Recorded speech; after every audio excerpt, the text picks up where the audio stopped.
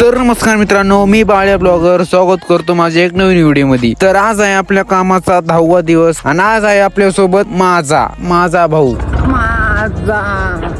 तर मित्रांनो, पोटा पाण्याचे दिवस आहेत म्हणून करायला लागते, नाही तर कोण उठायले 6ला इथं फाटून आता 6ला उठू इतक्या सकाळी उठा लागते। आणि हे बघा मित्रांनो, लगेच थोडं पुढं ऐकले देवाचे दर्शन करायला होता मी राक्षस झालोय, मला माफ कर देवा। हम भगवान से बस हमारी लाइफ में खुशियां मांग रहे और भगवान ने भी बोल दिया ना, तुम लोग का नाम नहीं।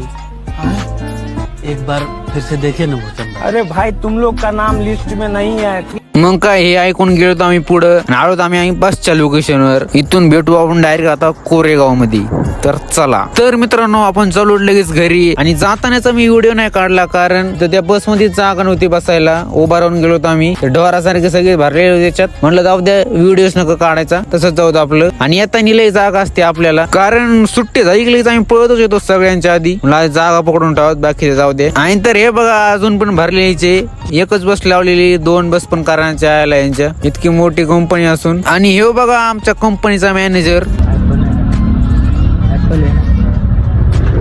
मला विचारतोय ऍपल आहे का, म्हणलं अरे हे तर जमाय वाटतं। त्याला म्हटलं हो ना आदमी, यो साला अपनी आदत से गरीब हो। आणि हा बघा आपला भाऊ, आपण आपले व्हिडिओ बघतोय म्हणतो अरे लय भारी, 1 नंबर व्हिडिओ बनवतात आपले। अरे भाऊ, आपल्याला फेमस नाही व्हायचं, आपल्या सगळ्या मनावर राज्य करायचंय।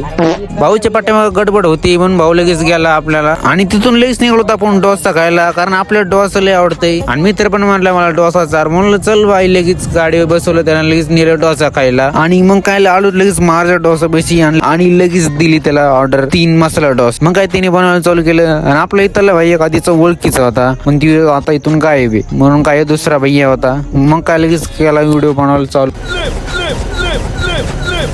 आणि भैयाला सांगितलं आपण ब्लॉगर आहे, तुम्ही ब्लॉग मध्ये येणार काय म्हणता का, पण भैयाला असलं तिथं भैया काय माहित नाही। भैया म्हणते त्यांना विचारा ते काय सांगतील, म्हणलं जाऊ द्या। भैयाला दिली ओळख आणि लगेच निघालो घरी। तर आपण भेटू आता पुढच्या ब्लॉग मध्ये नवीन काहीतरी घेऊन। धन्यवाद।